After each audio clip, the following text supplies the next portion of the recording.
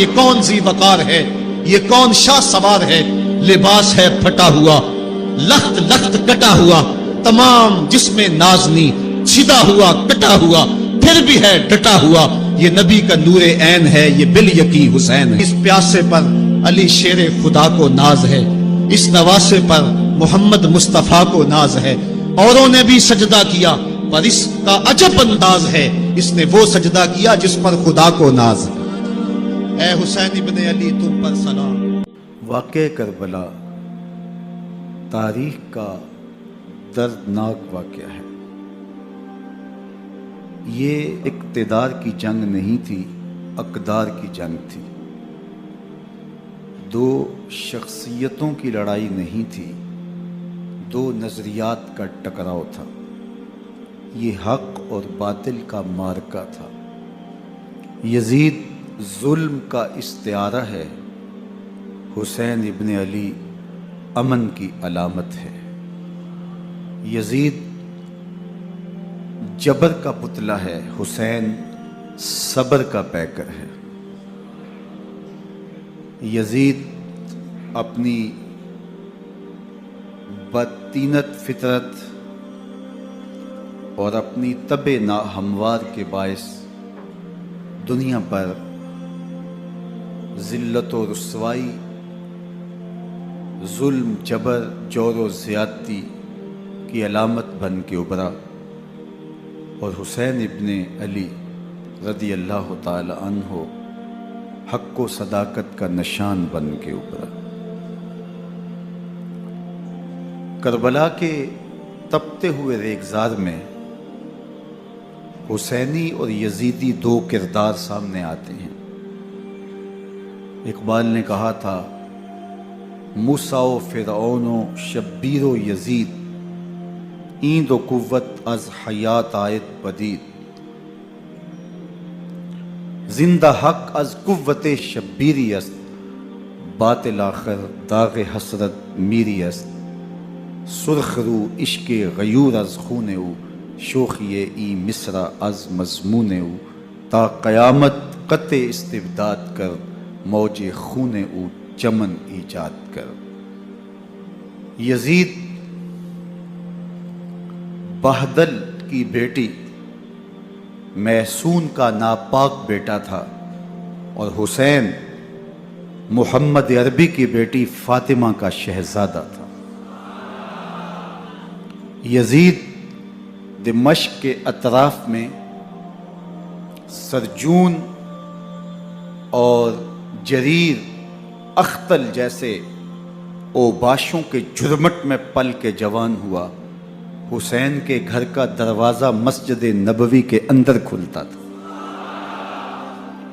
یزید نشے میں دھت ہو کر کے نمازیں چھوڑ دیتا تھا۔ حسین کی کربلا کے اندر بھی نماز تہجد قضا نہیں ہوئی۔ یزید ظلم کا دوسرا نام ہے، حسین امن کی علامت ہے۔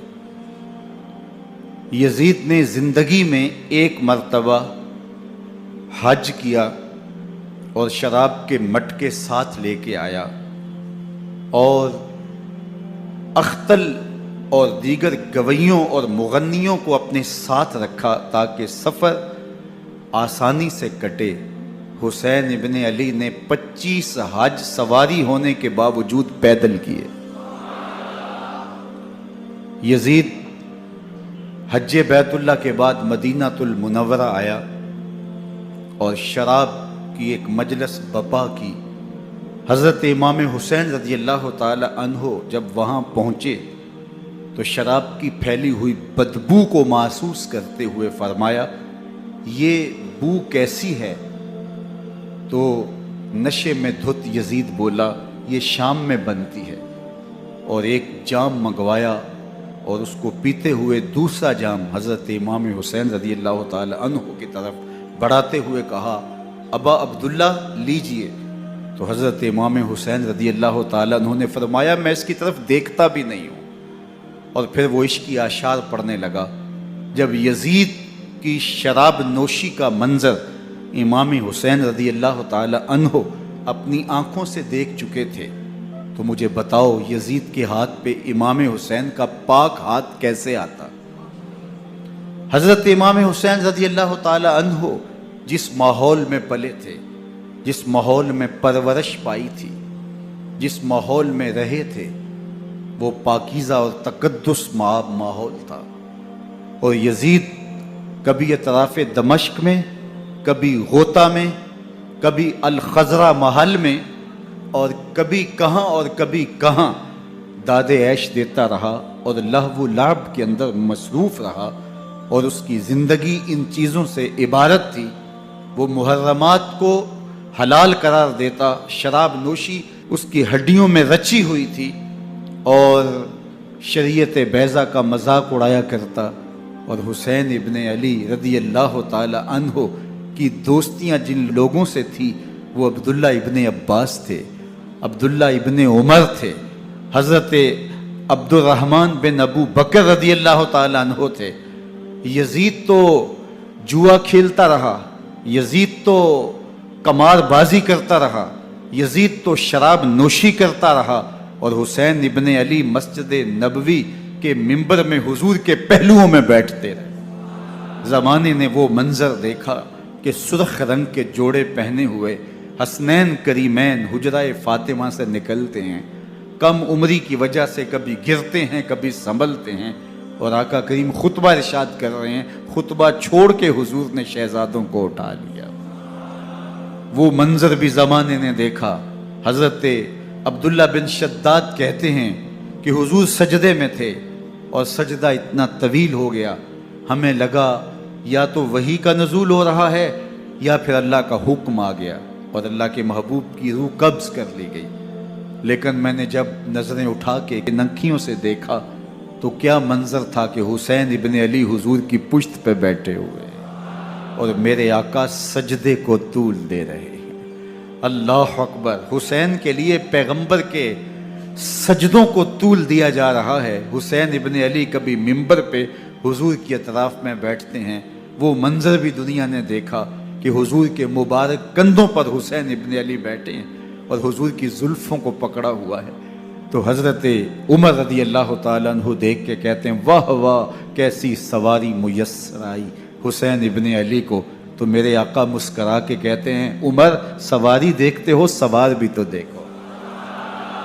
اللہ اکبر.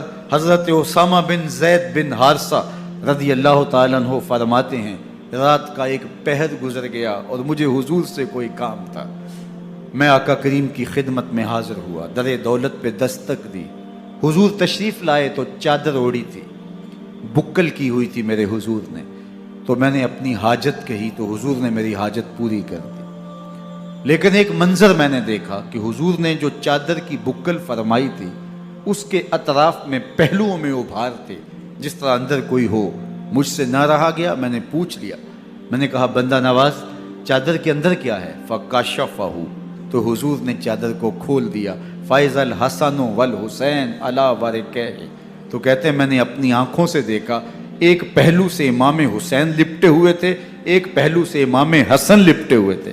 فرمایا یہ میرے بیٹے ہیں، یہ میری بیٹی کے بیٹے ہیں. اے اللہ میں ان سے پیار کرتا ہوں، تو بھی ان سے پیار کر، جو ان سے پیار کرے اس سے بھی پیار کر. ان کی محبت کا درس دیا، ان کے پیار کا سبق پڑھایا. کہا ان سے پیار کرنے والا میرے سے پیار کرنے والا ہے، ان سے بغض رکھنے والا میرے سے بغض رکھنے والا ہے. ان کی تکلیف حضور کو بے چین کر دیتی تھی. حضرت سیدہ فاطمہ الزہرا رضی اللہ تعالی عنہ کے گھر کے قریب سے گزرے تو حضرت امام حسین کے رونے کی آواز آ رہی تھی. تو آقا کریم علیہ السلام نے فرمایا کہ فاطمہ حسین کو چپ کرواؤ. اللہ تعالیٰ ان بقاءہ یوزینی، تو جانتی نہیں حسین کا رونا مجھے دکھ دیتا ہے. حسین ابن علی کو حضور رونے نہیں دیتے تھے، ان کو دکھی نہیں ہونے دیتے تھے، کیونکہ رسول اللہ صلی اللہ علیہ وسلم جانتے تھے کہ یہ کتنے دکھ سہے گا، کتنی تکلیفوں سے گزرے گا اور کتنے مصائب سہے گا.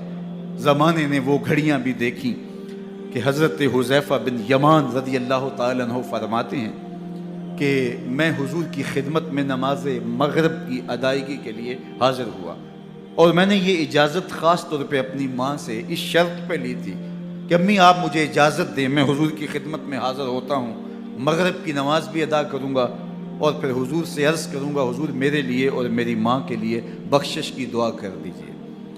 ماں نے اس شرط پہ اجازت دے دی اور میں حضور کی خدمت میں آ گیا، نماز مغرب ادا کی، سلام پھرا تو میرے دل میں آرزو تھی میں حضور سے عرض کروں حضور میرے لیے اور میری ماں کے لیے مغفرت کی، بخشش کی دعا کر دیں، لیکن حضور عبادات میں، ذکر میں، نوافل میں ایسے مشغول ہوئے کہ میں آرزو رکھنے کے باوجود بھی عرض نہ کر سکا۔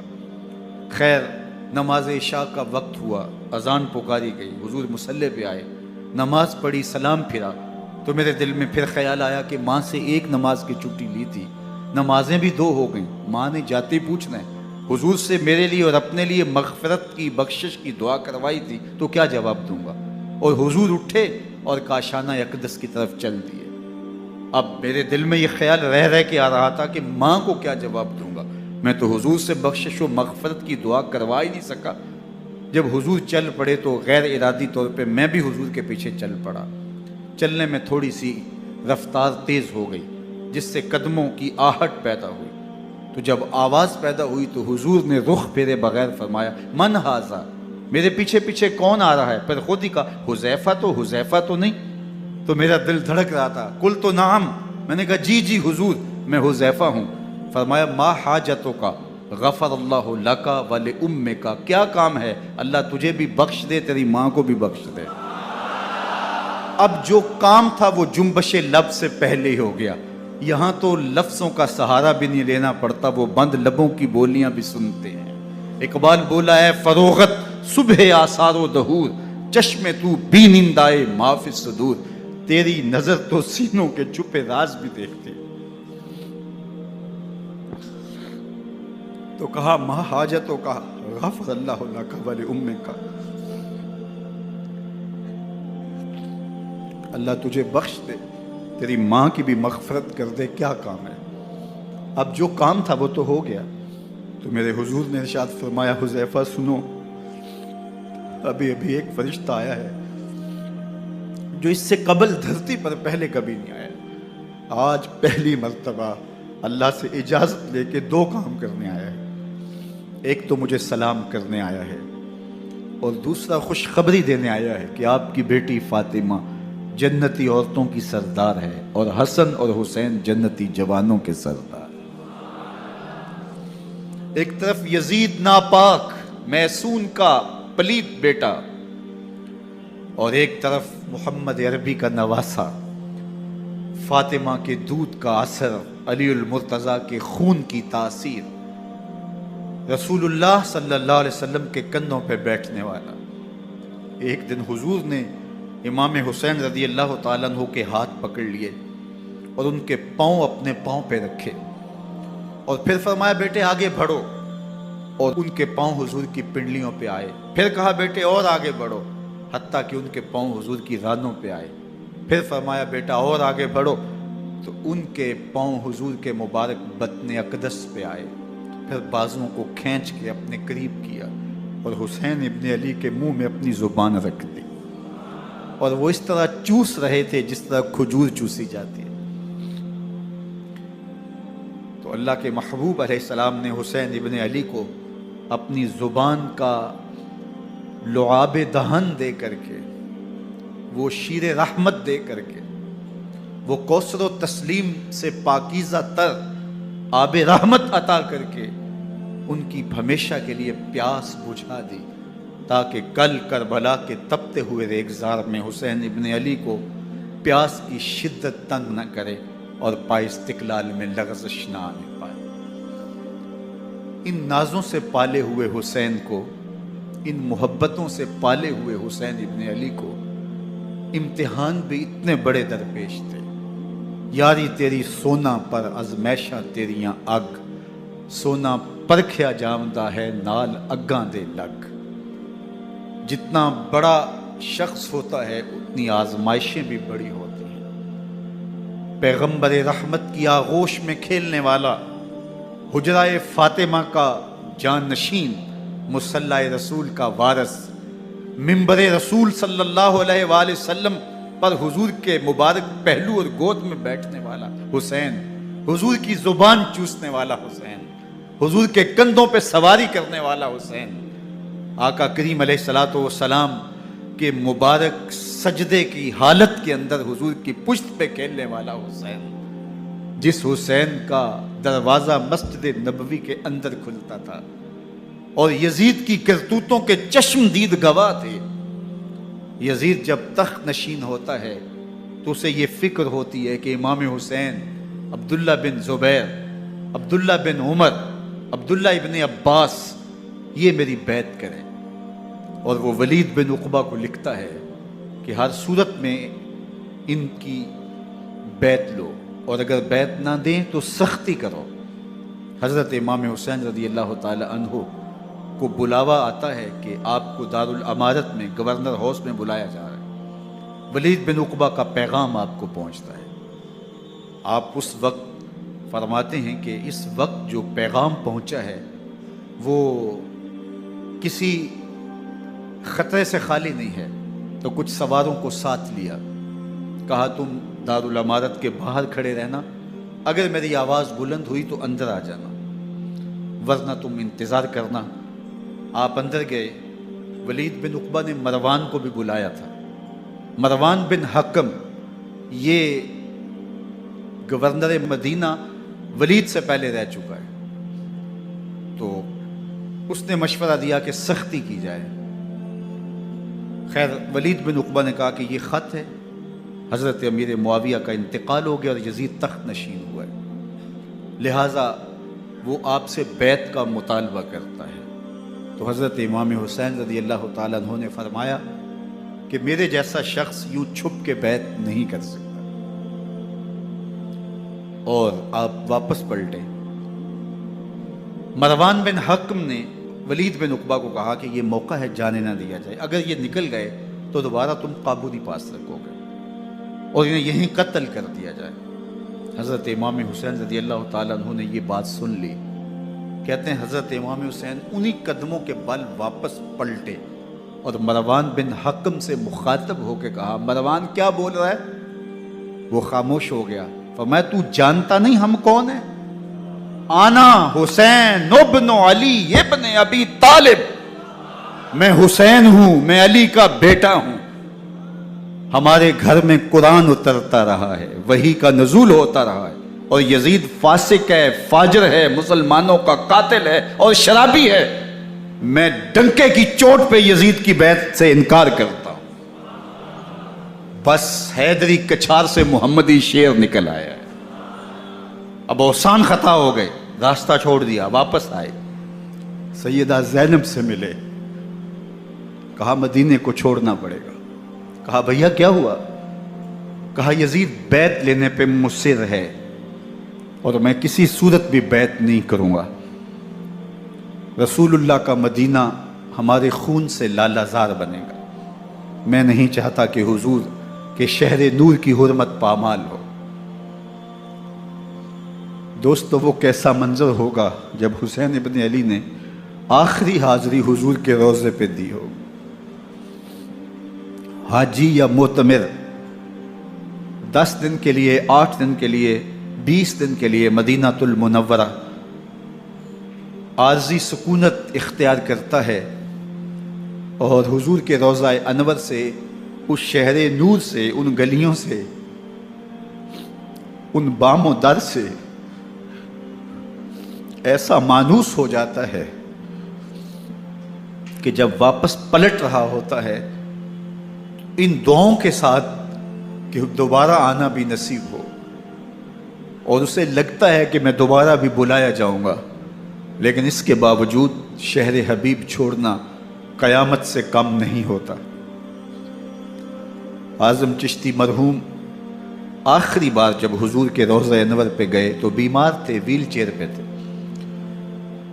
باب بقی سے باہر نکلے تو خادم سے کہا کہ میری ویل چیئر پیچھے سے کھینچو تاکہ میرا رخ روضہ انور کی طرف رہے، اور وہ پیچھے سے کھینچتا چلا جا رہا ہے، اور جب باب مکہ سے پیچھے جنت البقیع کے قریب سے گنبد خضرا نگاہوں سے اوجل ہونے لگا تو اعظم چشتی مرحوم نے کہا جان بدن سے نکلتی ہے آزم، جان بدن سے نکلتی ہے آزم، کوئی آسان ہے مدینے سے جدا ہونا،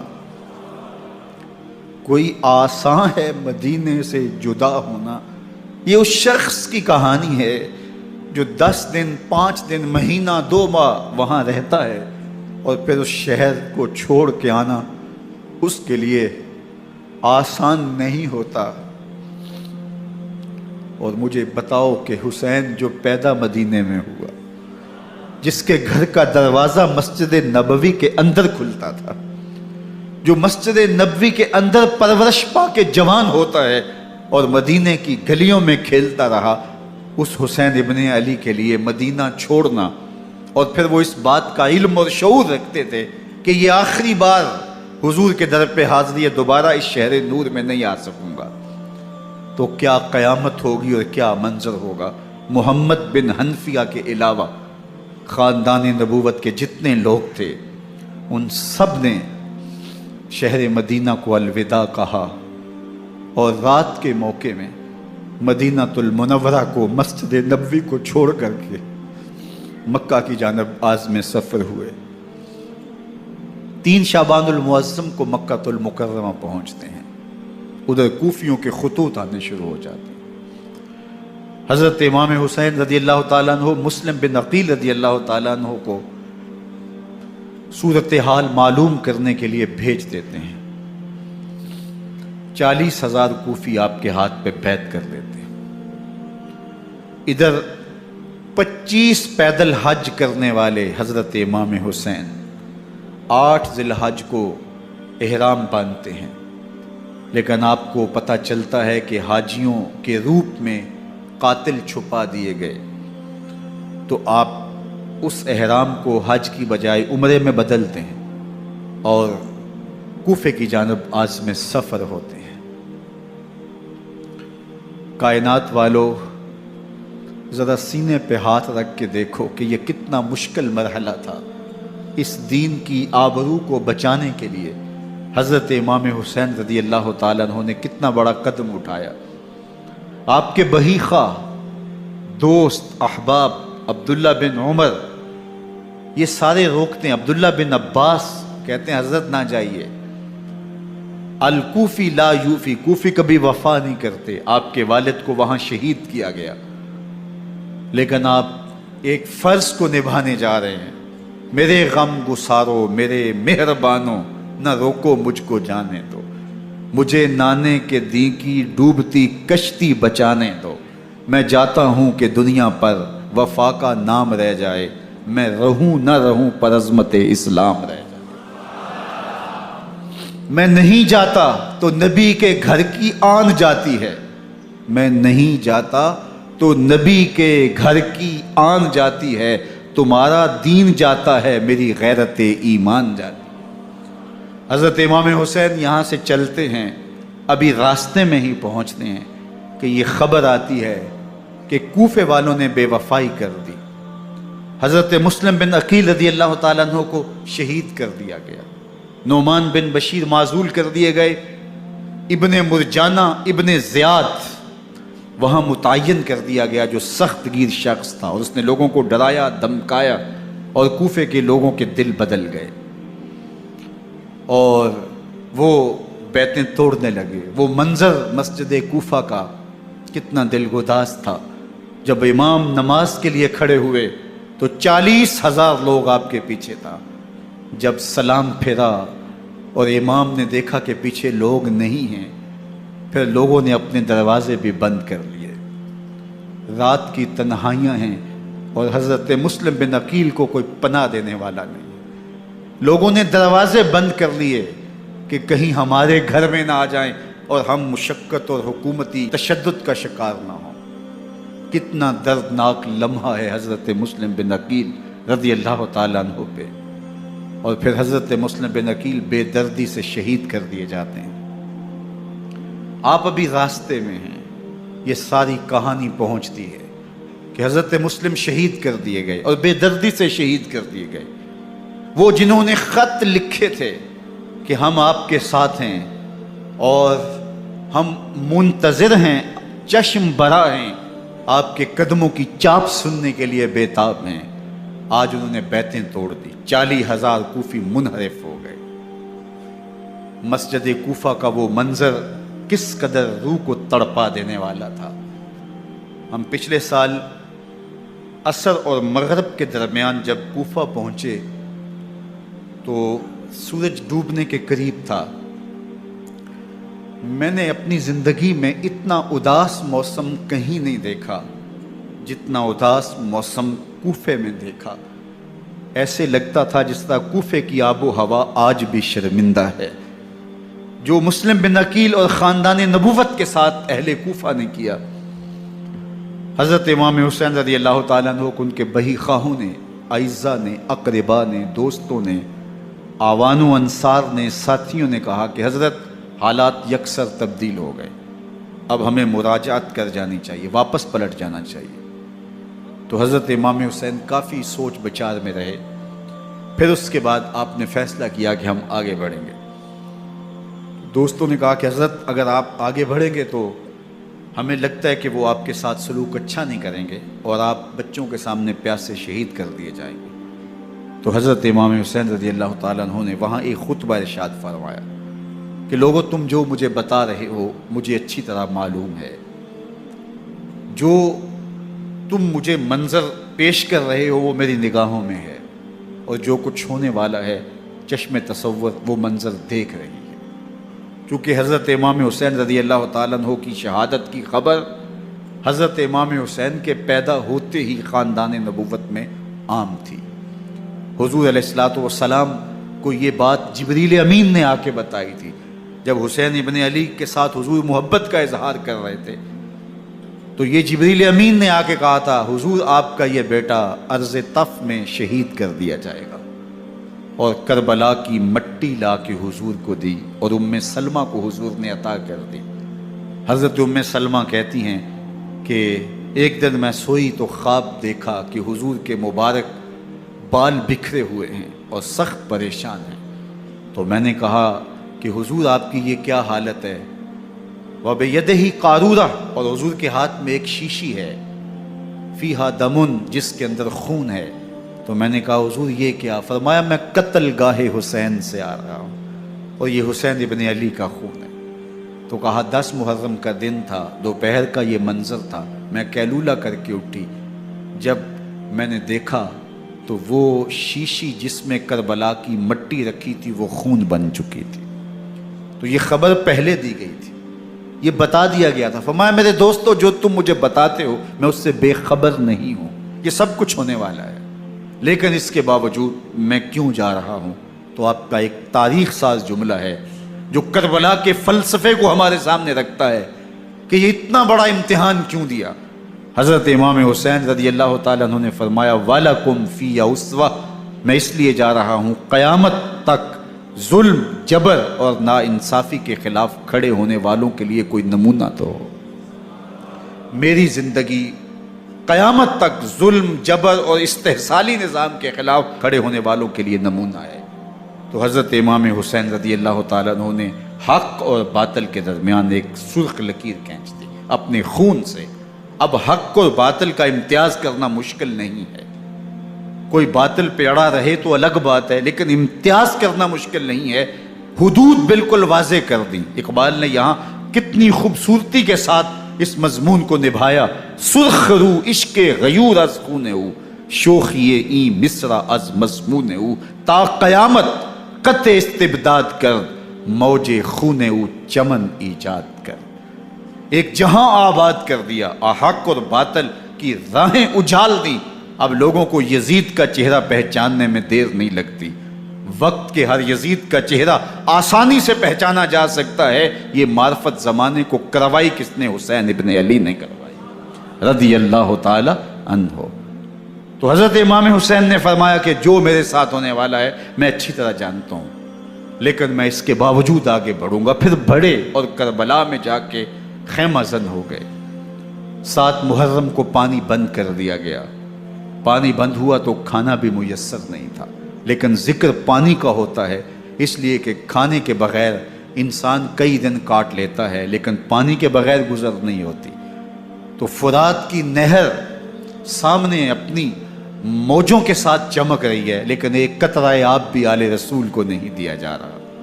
کائنات کے اندر ایسے انوکھے امتحان بھی ہوتے ہیں. وارث ہوں ساقی کوثر کے، مالک ہوں حوض کوثر کے، اور بیٹے ہوں ساقی کوثر کے، اور آج ایک بوند پانی کی بھی میسر نہ ہو. صبر کا امتحان ہے، عزیمت کا امتحان ہے. حضرت امام حسین رضی اللہ تعالیٰ عنہ خیمہ زن ہو گئے. 3 دن تک پانی بند رہتا ہے.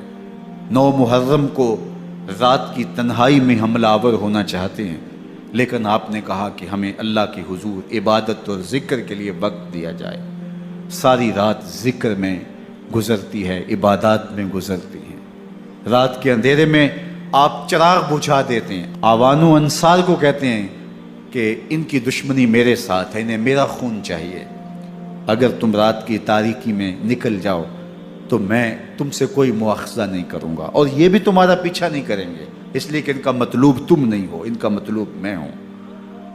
جب چراغ جلایا تو کوئی بھی نہیں گیا. مسلم بن اوسجہ کھڑے ہو کے کہتے ہیں حضرت اگر ہمارے بدن کو 70 بار کاٹا جائے اور جلایا جائے اور ہواؤں میں اڑا دیا جائے پھر بھی آپ کا ساتھ نہیں چھوڑیں گے. 70 سال کے بوڑھے ہیں حبیب بن مظاہر، کہتے ہیں حضرت آپ کو چھوڑ کے جائیں کہاں، آپ کو چھوڑ کے جائیں کہاں. کوئی ساتھ چھوڑنے کے لیے تیار نہیں ہے.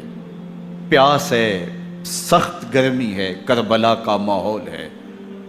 72 افراد اور خاندان کی خواتین میدان کربلا میں خیمہ زن ہیں. دوسری طرف لشکر اعداء اشقیا 22,000 کی تعداد میں مقابلے میں، ایک روایت 30,000 کی ہے. ان صرف 72 پیاسے لوگوں کے لیے اتنے لوگوں کو جمع کرنے کا مقصد خوف زدہ کرنا تھا. شرط ہے کہ یزید کی بیعت کر لیں، محاصرے توڑ دیں گے، پانی دستیاب ہوگا، اعزاز و اکرام سے نوازا جائے گا، خزانوں کے منہ کھول دیے جائیں گے. لیکن حسین ابن علی کہتے تھے سب کچھ لٹ جائے گا، باطل کے ہاتھ پہ ہاتھ نہیں رکھا. اللہ اکبر. اب صبح طلوع ہوتی ہے، عاشور کا دن چڑھتا ہے، سورج اپنی پوری تمازت کے ساتھ گرمی برسا رہا ہے. آج خاندان نبوت کا امتحان زمانے نے دیکھنا ہے. رسول اللہ کا لعاب چوسنے والا اس کے صبر کا آج امتحان ہے. حضور کے کندھوں پہ کھیلنے والے حسین کا آج امتحان ہے. اللہ اکبر. حسین ابن علی تمام حجت کرتے ہیں میں نے تمہارا کچھ نہیں بگاڑا، میں نے کسی کا خون نہیں کیا، میں نے کوئی زیادتی نہیں کی، تم کیوں میرے قتل کے در پہ ہو؟ تم جانتے نہیں میں کون ہوں؟ میں تمہارے نبی کا نواسا ہوں. رسول اللہ صلی اللہ علیہ وآلہ وسلم کے کندھوں پہ کھیلتا رہا ہوں، حضور کا لعاب چوستا رہا ہوں، اور میں بوسہ گاہ رسول صلی اللہ علیہ وآلہ وسلم ہوں. لیکن ان اشقیاء کے دل پر کوئی چیز اثر انداز نہیں ہوتی. ایک ہور ہے، اللہ اس کے دل میں نرمی ڈالتا ہے.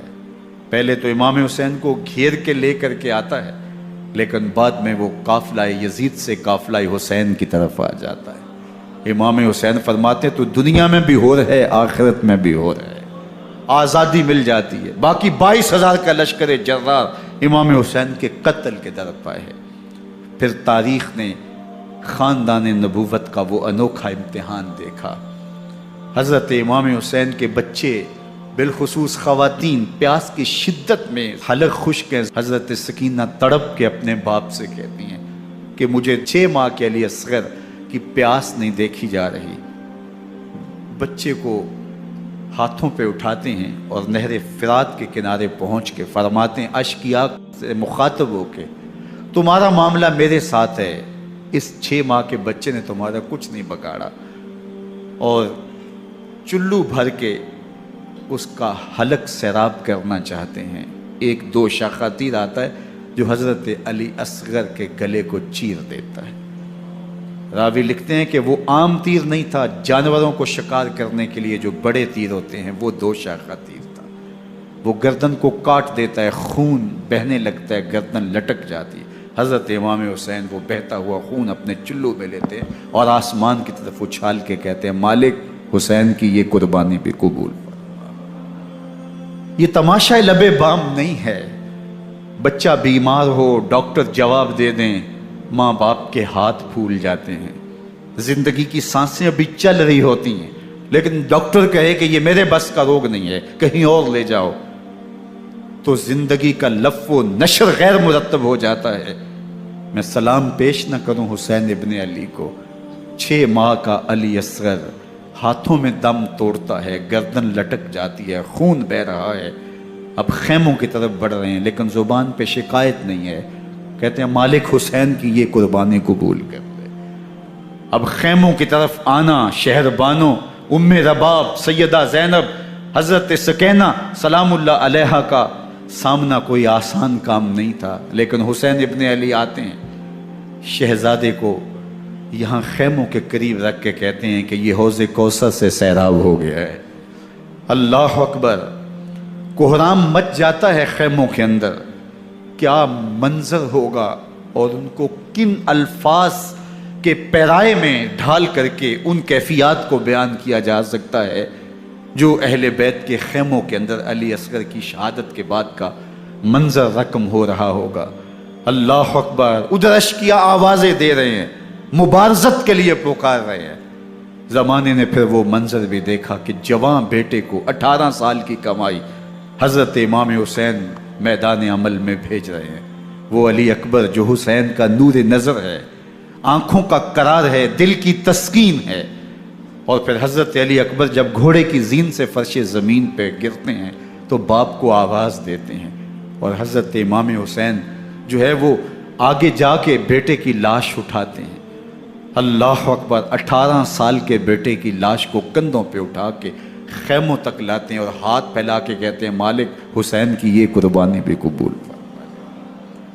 کبھی قاسم بن حسن کی لاش اٹھا کے لاتے ہیں، کبھی اون و محمد کی لاشیں اٹھا کے لاتے ہیں، بھتیجوں کی، بھانجوں کی، بھائی عباس کے کٹے ہوئے بازو اور زخموں سے چھدا ہوا لاشا۔ کیا کیا قیامتیں تھیں جو اس کربلا کے ایک میدان کے اندر نہیں توڑی گئیں۔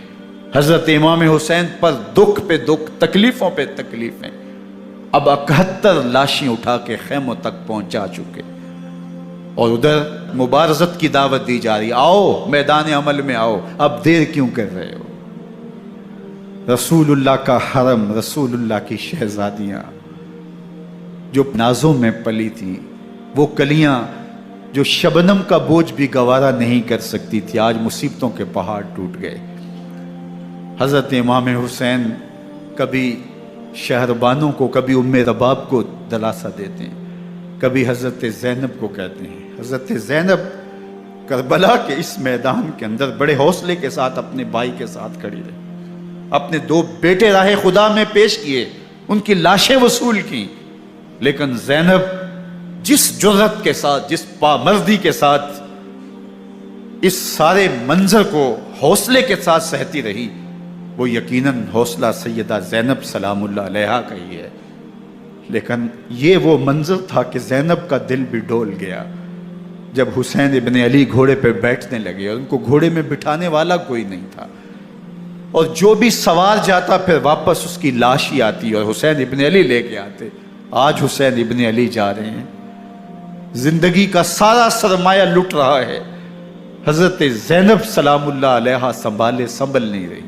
حضرت امام رضی اللہ تعالیٰ عنہ اٹھے اور آپ نے حضرت زینب کو صبر کی تلقین کی اور کہا کہ صبر ہی بہترین ذریعہ ہے اور اللہ کی قربت کا ایک بہترین سبب ہے، اور ان کو صبر کی تلقین کرتے ہوئے فرمایا کہ میرے بعد تم نے اس ذمہ داری کو سنبھالنا ہے اور ان مخدرات اسلام کی، ان شہزادیوں کے پردے کی تم نے حفاظت کرنی ہے۔ اور پھر گھوڑے کی زین کس کے امام حسین لشکر اشکیا کی طرف بڑھتے ہیں۔ اب خیموں سے سسکیوں کی آواز آ رہی ہے، ان کا سردار، ان کا تاجدار آج سب کو چھوڑ کے کربلا کے میدان کی طرف بڑھ رہا ہے۔ جرم کیا کیا، قصور کیا کیا، اس نے کیا زیادتی کی کہ آج نیزوں اور انیوں کے مقابلے میں 22,000 کا لشکر حضرت امام حسین پہ ٹوٹ پڑتا ہے۔ آپ پھر تمام حجت کرتے ہیں میں نے کسی کو قتل نہیں کیا، خون ناحق نہیں بہایا، میرے خون کے درپے کیوں ہو؟ اپنی آخرت کیوں برباد کرتے ہو؟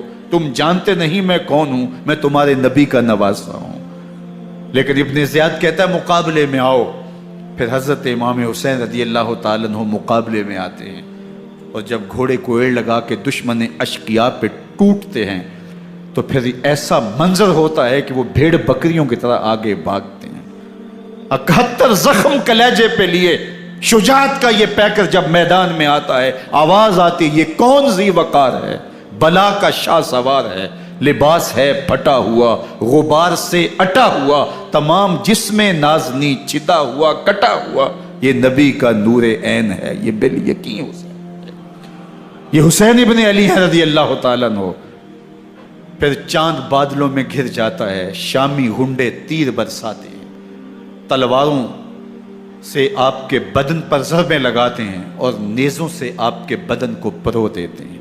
جب آپ کا پیراہن بعد میں اتارا گیا تو آپ کے پیراہن میں 122 سوراخ تیروں کے تھے، 33 زخم تلواروں کے اور 34 گھاؤ نیزوں کے تھے۔ جب گھوڑے کی زین سے فرش زمین پر آئے، بدن چھلنی تھا، زخم زخم سے خون بہ رہا تھا، 3 دن کا پیاسا حسین، اللہ اکبر، بدن زخموں سے چور، 71 لاشیں کلیجے پہ لیے، مخدرات اسلام کے پردے کا خیال دل میں الگ ہے، لیکن گھوڑے کی زین سے جب فرش زمین پہ امام حسین آتے ہیں، زبان پہ ہائے نہیں، نالا و شیون نہیں، چیخ و پکار نہیں، آتے ہی پیشانی سجدے میں رکھتے ہیں اور پکارتے ہیں اللہم ردن بقضائک وصبرن علی بلائک تسلیما لامرک سبحان ربی الاعلی۔ مالک گھر لٹا کے، بچے لٹا کے، خاندان سب کچھ قربان کر کے، اپنے بدن کو زخموں سے چھلنی کروا کے، تیروں اور نیزوں کی انیوں سے اپنے آپ کو زخمی کروا کے، تیرے حضور سر جھکا کے یہ اقرار کرتا ہوں کہ حسین تیری تقدیر پہ راضی ہے، مالک تو بھی بتا، تو بھی حسین پہ راضی ہوا ہے کہ نہیں ہوا؟ آواز آ رہی ہے اس پیاسے پر علی شیر خدا کو ناز ہے، اس نواسے پر محمد مصطفیٰ کو ناز ہے۔ اوروں نے بھی سجدے کیے پر اس کا عجب انداز ہے، اس نے وہ سجدہ کیا جس پر خدا کو ناز۔ حسین ابن علی رضی اللہ تعالیٰ عنہ کا سر انور دستے قاتل نے تب کاٹا جب وہ سجدے میں جھکا ہوا تھا۔ یزید نے کہا میں بیعت لوں گا، امام حسین نے کہا کبھی بھی نہیں دوں گا، یہ سر کٹ سکتا ہے جھک نہیں سکتا۔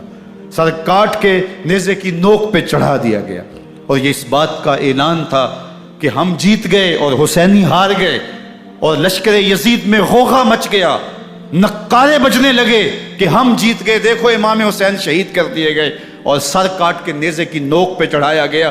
لیکن لشکر یزید سے ہی آواز آئی یہ کیسا سر ہے جو کٹ کے بھی سر بلندی ہے، کٹ گیا ہے پھر بھی اونچا ہے، اللہ اکبر، یہ سر سجدے میں کٹا ہے، رب کے حضور عبادت کی حالت میں کٹا ہے، حسین آج بھی سجدے میں ہے، اللہ اکبر، حسین آج بھی سجدے میں ہے، بلکہ کٹے ہوئے سر کا رخ زمین کی جانب تھا اور کٹی گردن آسمان کی طرف، یوں نیزے پہ پرویا گیا، اللہ اکبر۔ ایک شاعر نے نقشہ کھینچا بآنکھ سر نیزے پہ اور سوئے زمین ہے روح، یعنی سجدہ ثانی کی ہے آرزو۔ رکعت کے 2 سجدے ہوتے ہیں، ابھی ایک سجدہ ہوا تھا کہ دست قاتل نے سر کاٹ دیا، کہا حسین کی پیشانی میں دوسرے سجدے کی تمنا مچل رہی۔ یہ تھا حسین ابن علی کا سجدہ، ساری زندگی رب کے حضور سجدہ قضا نہیں ہونے دیا۔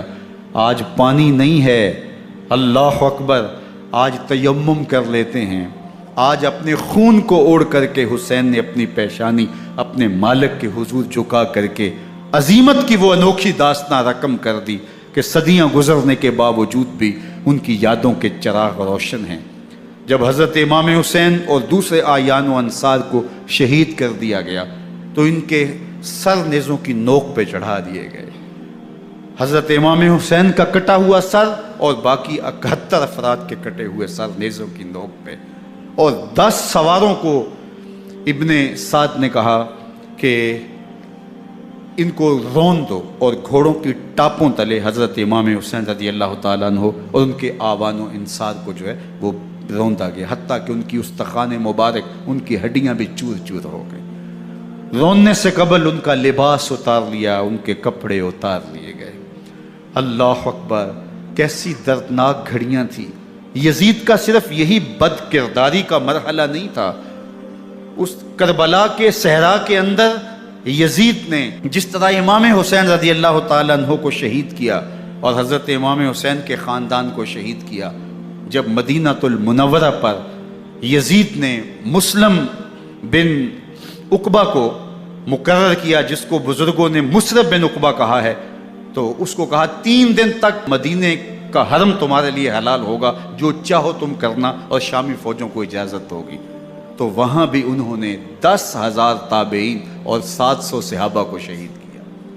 حضرت ابو سعید خدری رضی اللہ تعالیٰ عنہ گھر سے باہر نکلے، کافی بوڑھے ہو چکے تھے، تو انہوں نے حضرت ابو سعید خدری کو پکڑ لیا، کہا تم کون ہو؟ کہا مجھے ابو سعید خدری کہتے ہیں۔ تو کہا ہاں تمہارا نام سنا ہے، اور داڑھی سے پکڑ کے کھینچا اور کہا کہ ہے تمہارے پاس جو ہمیں دو؟ تو کہا کہ میرے پاس تو کچھ بھی نہیں، میں تو فقیر آدمی ہوں۔ تو ان کے گھر ان کو لے گئے، تو 2 کبوتر رکھے تھے حضرت ابو سعید خدری نے، تو وہ کبوتر لوٹ کے لے گئے۔ اللہ اکبر۔ حضرت ابن سنان رضی اللہ تعالیٰ عنہ کو، جو حضور کے علم بردار تھے فتح مکہ کے دن، ان کو ستو پہلے پلائے اور پھر ان کی گردن کاٹی گئی اور کہا یہ ہے وہ ستو جو تم زندگی میں آخری بار پیو گے۔ ایک گھر میں داخل ہوئی شامی فوج، تو ایک خاتون کے ابھی بچہ پیدا ہوا تھا، اور قابلہ نے، دائیا نے وہ بچہ ماں کی چھاتی پہ لٹایا، اور وہ ماں کا پہلا دودھ پی رہا تھا۔ تو یہ جا کے کہنے لگے نکالو تمہارے پاس جو کچھ ہے۔ تو اس خاتون نے کہا تم جانتے ہو یہ بچہ کون ہے؟ تو انہوں نے کہا ہم نہیں جانتے۔ کہا یہ حضرت ابن ابی کبشہ انماری رضی اللہ تعالیٰ عنہ کا بچہ ہے، اور یہ وہ صحابی ہیں کہ جو بیت الشجرہ کے موقع پہ حضور کے ہاتھ پہ بیعت کرتے ہیں۔ انہوں نے اس چیز کا لحاظ نہ کیا کہ جو کچھ ہے وہ ہمیں دو، ورنہ تیرے بچے کو نہیں چھوڑیں گے۔ تو ماں بچے سے مخاطب ہو کے کہتی ہے، ابھی بچہ پیدا ہوا ہے اور ماں سے پہلا دودھ پی رہا ہے، کہ بیٹے اگر میرے پاس کچھ ہوتا، وہ قیمتی سے قیمتی چیز بھی ہوتی، تیری جان کے لیے قربان کرتی، لیکن اس وقت میرے پاس کچھ ہے نہیں۔ تو ایک شکی آگے بڑھا اور بچے کو ایک ٹانگ سے پکڑ کے کھینچ کے دیوار کے ساتھ پٹک کے مارا، جس سے دماغ کا بھیجا نکل گیا۔ کیا کیا زیادتیاں نہیں کی۔ 700 صحابہ حرہ کے واقعہ میں شہید کیے یزید نے، اور 10,000 تابعین شہید کیے۔ مسجد نبوی میں ممبر رسول کے ساتھ گھوڑے باندھے، اور وہ ممبر رسول اور مصلی رسول کے قریب لید کرتے رہے۔ حضرت سعید عبد المسیب فرماتے ہیں میں نابینا تھا اور حضور کے روضہ انور کے پاس بیٹھا تھا، اور یزید کے سپاہی آتے، جو بھی مسجد میں نظر آتا پکڑ کے لے جاتے، مجھے نابینا سمجھ کے چھوڑ دیتے، لیکن میں پریشان تھا کہ ظہر کا وقت ہوگا، عصر کا وقت ہوگا، مغرب عشاء کا وقت ہوگا، نہ اذان نہ اقامت نہ جماعت، تو کیسے مجھے پتہ چلے گا کہ نماز کا وقت ہو گیا، اور کیسی میری نمازوں کا کیا بنے گا؟ میں اس فکر میں بیٹھا تھا۔ لم ازل اسمع الاذان والاقامت من قبر رسول اللہ صلی اللہ علیہ وآلہ وسلم۔ فرماتے ہیں جب بھی پھر نماز کا وقت آیا، گنبد خضرا سے اذان کی بھی آواز آئی، اقامت کی بھی آواز آئی۔ 3 دن تک مسجد نبوی کے اندر گھوڑے بندے رہے، اور مدینہ کی حرمت پامال کی۔ مدینہ کے گھروں کے اندر یہ بدکماش داخل ہوئے، اور جو بدکاریاں انہوں نے کی، کلیجہ منہ کو آتا ہے۔ 1002 شیزائیں ان بدکاروں کی بدکاریوں کی وجہ سے کنواری حالت کے اندر حاملہ ہوئی۔ 3 دن تک مدینے کا حرم انہوں نے پامال کیا، اور پھر مکہ المکرمہ میں کعبہ اللہ پر گولے برسائے، اور کعبہ کا غلاف جل گیا۔ وہ تو یزید مر گیا، اور حضرت عبداللہ ابن زبیر رضی اللہ تعالیٰ عنہ نے اپنی خلافت کا اعلان کیا۔ یزید کے یہ کرتوت تھے، ادھر اہل مدینہ کو ستایا، ادھر اہل مکہ کو ستایا، اور رسول اللہ صلی اللہ علیہ وسلم کے خانوادے کی بے حرمتی اور توہین کی۔ نہ صرف انہیں قتل کیا گیا، ان کی لاشوں پہ گھوڑے دوڑائے۔ ابن سعد اور شمر جو ہے وہ خیموں میں داخل ہوا اور مخدرات اسلام کی چادریں چھیننے کی کوشش کی۔ حضرت زینب سلام اللہ علیہ نے مخاطب ہو کے کہا ہمارے چہرے کے رکھوالے چلے گئے ہیں، ظالم تو خیال نہیں کرتا ہم رسول اللہ کی بیٹیاں ہیں۔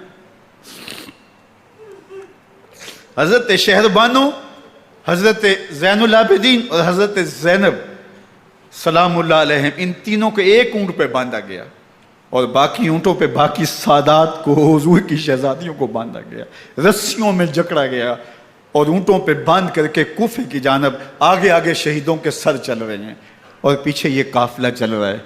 اور جب یہ قافلہ وہاں سے گزرا جہاں لاشیں پڑی تھیں، امام زین العابدین 14 سال کے تھے اور بیمار تھے اور ان کا حوصلہ نہ ہوا، وہاں غشی ان کے اوپر آنے لگی، اور وہ منظر ابن کثیر نے، باقی لوگوں سب نے لکھا ہے کہ پھر جب ان کی یہ حالت ہوئی تو پھر سیدہ زینب سلام اللہ علیہا، جنہوں نے ابھی تک بڑے حوصلے کے ساتھ ساری مشکلات کا مقابلہ کیا تھا، اب ان کے بندھن ٹوٹ گئے اور آنکھوں سے آنسو بہنے لگے، اور سیدہ زینب تھے امام حسین رضی اللہ تعالیٰ عنہ کی لاش پہ کھڑے ہو کے، اور وہ روندی ہوئی لاش، ٹوٹی ہوئی ہڈیاں، اور وہ برینا بدن، کٹا ہوا سر نیزے کی نوک پہ، اور لاش یہ پڑی ہے، تو حضرت سیدہ زینب نے مدینے کی طرف منہ کر کے جو ہے وہ حضور سے فریاد کی، یا محمد آہو، یا محمد آہو، ھذا حسین بالآراء مزمل بالدماء، یا محمد آہو بناتوں کا سبایا۔ یا رسول اللہ، اے پیارے آقا، یا جد آہو، اے ہمارے نانا محترم، یہ دیکھیے آپ کا حسین پڑا ہوا ہے، بدن سے کپڑے اتار لیے گئے، خاک ہوائیں اڑا رہی ہیں اور اس کے اوپر چادر جو ہے وہ مٹی کی پڑ گئی ہے، حضور آپ کی اولاد کاٹ دی گئی، اور پھر کہا بناتوں کا سبایا، حضور دیکھیے آپ کی بیٹیوں کے ہاتھ باندھ دیے گئے ہیں، اونٹوں پہ کس دیا گیا ہے، سر شہیدہ آگے آگے چل رہے ہیں، اور حضرت سیدنا امام حسین کا آگے آگے سر ہے۔ راستے کے اندر ایک جگہ آئی، رات گزری اور ان کو اتارا گیا، رات کا موقع تھا، ایک خاتون آئی اور اس نے کوئی کھانا پیش کیا ان کو اور کہا کہ میں کسی زمانے میں حضرت سیدہ فاطمہ زہرا کی نوکری کیا کرتی تھی، ان کی لونڈی تھی، ان کی کنیز تھی، اور آج مجھے پتہ چلا کہ آپ لوگ گزر رہے ہیں، تو میں نے کہا کہ میں اپنی مخدومہ کے خاندان کی خدمت کروں، اور پھر اس نے کہا کہ اس وقت سیدہ کی گود میں ایک 6-7 ماہ کی بچی تھی جس کو زینب کہا کرتے تھے، تو سیدہ زینب نے کہا کہ اماں اگر پہچانتی ہو تو وہ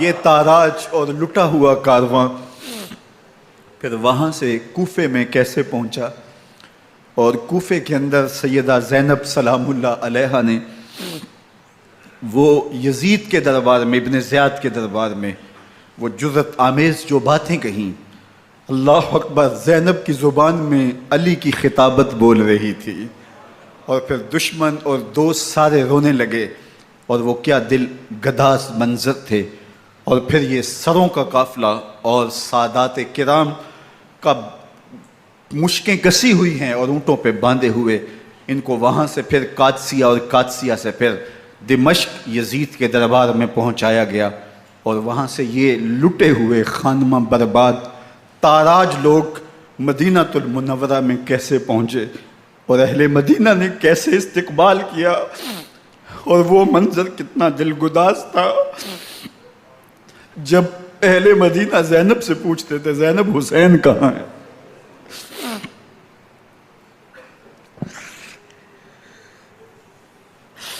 بے مروت بے وفا تیرا بھی کیا افسانہ ہے، جس نے اپنی ہی شمع کو گل کیا تو وہ پروانہ ہے، اپنے پیغمبر کے شہزادوں کو اور اپنے پیغمبر کی شہزادیوں کو جو دکھ اس امت نے دیے، یہ کائنات کی ایک انوکھی داستان ہے۔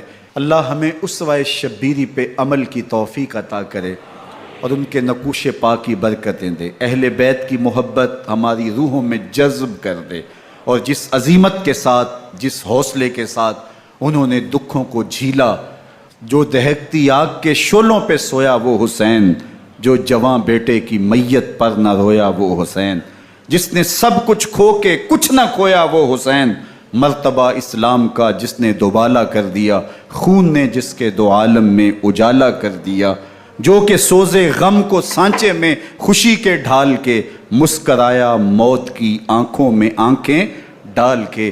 اے حسین ابن علی تم پر سلام، نازش آل نبی تم پر سلام۔